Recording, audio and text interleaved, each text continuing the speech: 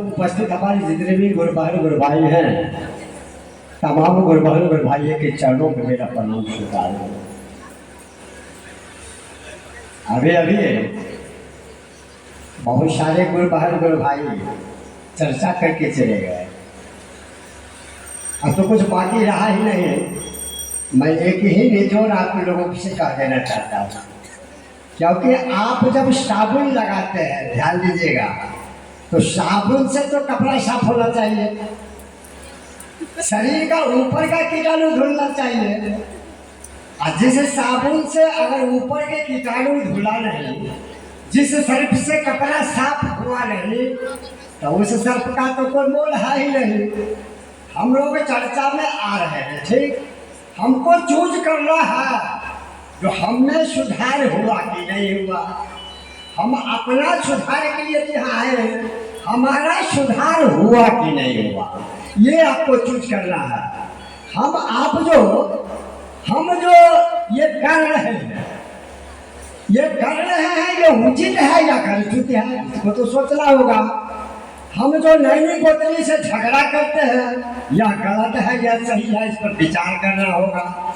हमारी बहू है, सास को खाना नहीं देती है, ससुर को अच्छा ढंग से भोजन नहीं देती है, पति को सेवा नहीं करती है, और चले गए गुरु बनाने के लिए। तो गुरु तो यही आपको कहेंगे, भाई जो स्वतः है तुम जो है सुधरा नहीं, फिर दूसरों को सुधारने का काम करते हैं। और गुरु को खोजने के हम चल रहे हैं। गुरु आपके अंतःकरण में वास किए हुए हैं, क्योंकि आप जागरण भजन में कहते हैं, जागो जागो महादेव और जगा दे गुरुदेव। आप तो कह रहे हैं और आप जगाने का प्रयास बाहर करते हैं, आपके अंदर के शिव जगा हुआ नहीं है, इसलिए तो गलतियां हो रही है। अगर अंदर के शिव जग जाते तो सबसे प्रेम हो जाता, लेकिन ऐसा तो होता नहीं है। अगर कोई गोतनी आपको एक बैगन तोड़ लिया तो उसको 1 लाख गाली दे दिया, देखिए सुधार तो हुआ नहीं। अगर पति आपको एक आज्ञा दे दी कि हमको 1 गिलास पानी दीजिए, आप कहिएगा लखा नहीं दे तो हमें तो शिव चर्चा में गए, आप चले गए, आप यहाँ से चले गए, आपकी बूढ़ी सास को दम्मा की बीमारी है, 1 गिलास पानी मांग दी शिव चर्चा के बाद, आप कहिएगा ही बूढ़ी आके बाप रे बाप, देखो एक लखा नहीं दे 1 गिलास पानी और गए। जो शिव चर्चा में नहीं गई है, अगर वह सुन लेगी, छोड़ दीजिए शिव चर्चा से ले। देखो ना बाप रे बाप, मनोज गुरु भाई, अहिया गणेश गुरु भाई कते बात कह देखली, जब पति के सेवा करा चाहिए, सास को सेवा करा चाहिए, नैनी गोतनी से प्रेम, एको पैसा कुछ नहीं भेजे, तो बिल्कुल चले गए। क्योंकि आप जानते हैं हमारी दीदी बोलकर चली गई है, यह जीवन बार बार नहीं मिलती है, यह गारंटी है। यह जीवन तो बार बार नहीं मिलेगी, और यह जीवन जब बार बार नहीं मिलेगी तो हमको तो सोचना होगा कि हमको करना क्या है, हम लेकर क्या जाएंगे, ये तो सोचना होगा। इसी के लिए हमारे हरिंदर भैया दीदी ने ऐसा विधान बनाया, जो विधान कभी कोई दिया नहीं, कोई दिया है। ये 3 सूत्र तो हम जपते चले आ रहे हैं, प्रथम विदा गया है, दूसरी चर्चा है, तीसरा नमः शिवाय, यह कहीं नहीं मिलेगा, ये हमारे हरिंदर भैया का देन है। आज धरती पर है नहीं, लेकिन वो जीवित है, क्योंकि उनका देन है। ये 3 सूत्र की विधा को ध्यान देंगे, 3 सूत्र की विधा आप साबुन खरीद करके आप कोठे के कन्हा पर रख दीजिए तो कपड़ा आपका साफ नहीं होगा। और 3 सूत्र हमरो घोषणा करा दिया ना, क्या एको पैसा तो लगे नहीं है। आ गणेश गुरु भाई सस्ता छेबे कथनी, अंतरिक्ष संराज में घोषणा क्या दलखनी, अहे गणेश भैया कह दलखनी, दीदी जाने छो तो 3 सूत्र करी हो, देखी प्रथम विधा गया मांगी हो, दूसरा चर्चा करी हो, तेसर नमः शिवाय, और बाद कोठी के कन्हा पर ध्यान दिए, मिलते कुछ। बच्चा के स्कूल आप नहीं भेजेंगे तो बच्चा आपको नहीं पढ़ेगा, मैट्रिक पास नहीं करेगा, इंटर पास नहीं करेगा, बीए नहीं करेगा, चर्चा में नाम लिखवाए हैं तो चर्चा में आना होगा और 3 सूत्र करना होगा। और यह 3 सूत्र ऐसा अनमोल रत्न है जो जीवन में उतारा उसका परिणाम पाया। और जितना भी लोग किए हैं ये 3 सूत्र ये अंदर के सारे कचरा को दूर कर देंगे।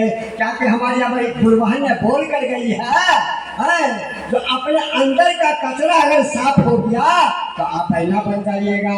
और 3 सूत्र आप करते रहे। प्रथम विधा दया जो है हमारी गुरुबहन गुरु भाई बार बार बोलती है समय नहीं मिलता है। बार बार हमारे भैया कहते हैं अगर समय नहीं मिल रहा है आपको तो जब मन हो तब, जखन मन तखन, जहाँ मन तहाँ। आप खेत में काम कर रहे हैं, आप हाथ से काम करते हैं, आपका पैर खिसक रहा है, हम मुँह तो सुई से नहीं सिए हुए हैं, अगर उनसे दया मांग लगे तो घाटा आपको लगेगा। और मैं करता हूँ, मैं शक्कर खाया, आप पूछेंगे गुरु भाई शक्कर का स्वाद कैसा होता है तो मैं कहूँगा मीठा होता है। अगर मैं शक्कर नहीं खाता आप पूछ देते गुरु भाई शक्कर का स्वाद क्या है तो खाए तो है नहीं, तो मैं मीठा कहूँ कि तीता कहूँ, क्योंकि शक्कर आप खा लिए हैं, मीठा लगा है। इसलिए यह 3 सूत्र बहुत विधान की चीज है, यह अमृत चीज है।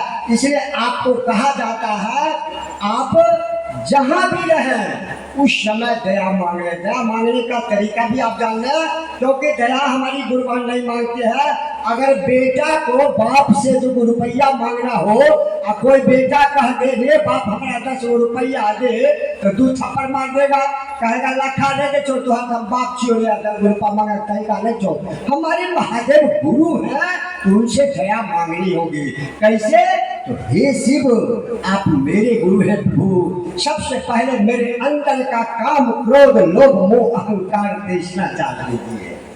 पहले मेरे अंदर का जो कचरा है दूर प्रभु कर दीजिए। मैं तो किसी से जलता हूँ, मैं किसी से प्रेम नहीं करता हूँ प्रभु, ये मुझ पर उतार दीजिए प्रभु। ये दया की बारिश आपको होगी और दया जब बारिश हो जाएगी तो दया मिल जाएगी। और आपको 5 बार हो 11 बार हो जितना बार हो कर लीजिए। और दूसरी चर्चा है, दूसरी चर्चा में जो गुरुबहन अभी तक चर्चा नहीं की है, जो मंच पर नहीं आती है उनको बुलाने का प्रयास करेंगे। और नमः शिवाय का मंत्र एक मंत्र है। देखिए सभी गुरु भाई जानते हैं और सभी गुरु बहन भी जानते हैं, अगर रास्ते में कोई बिल्ली आपको रास्ता काट देती है ना तो आप रुक जाते हैं, कहते हैं बाप रे बाप अशुभ भेज लेते हैं। लेकिन मैं अपनी बात कहता हूँ, अगर बिल्ली नाग देती है, रास्ता काट देती है, किसी मान लीजिए अशुभ व्यक्ति का दर्शन हो जाता है तो नमः शिवाय का मंत्र जपते चले जाइए। अगर काम नहीं हुआ तो मंत्र जपना आप छोड़ दीजिए। मैं ऐसा किया है, मुझे फल मिला है। और आपको नमः शिवाय का मंत्र 108 बार जपना है, क्योंकि माता पार्वती 108 बार जन्म लेकर शिव को पाई है। जन्म जन्म के लगन हमारी पर वही हुई है नहीं तो राम कुमारी। इसलिए 108 बार नमन करना होगा। और 108 बार से ज्यादा भी हो जाए तो कोई दिक्कत की बात नहीं है। और नमः शिवाय का मंत्र ऐसी शक्ति है, ऐसी चाबी है, आपके अंतःकरण के सारे कचरा को महादेव दूर कर देंगे। ये कहने की जरूरत नहीं है, ये अंतर्यामी गुरु है, ये सबके गुरु बन सकते हैं। इसलिए मैं ज़्यादा समय नहीं लेगा, क्योंकि 5 मिनट का समय मिला है। अगर 1 मिनट ज़्यादा हो गया होगा तो मैं ममता सिंह से प्रार्थना करता हूँ, मुझे क्षमा कर देंगे। कहना तो बहुत होता है, हमारे दूर दराज के भी भैया आए हुए हैं और हमारी जिज्ञासा रहती है जो कुछ सुनाने का प्रयास कम करता हूँ, सुनने का प्रयास ज़्यादा करता हूँ। तो मैं अपनी वाणी को गुरु के चरणों में रखते हुए तमाम गुरुबहन गुरु भाई को मेरा प्रणाम स्वीकार हो। चर्चा की कड़ी को ही आगे बढ़ाते हुए चलता हूँ। अब लीला दीदी मंचासीन हो और अपने गुरु की बातचीत 5 मिनट के अंदर ही कर रखने का प्रयास करेगी। देखिए फ्रेंड, लीला दीदी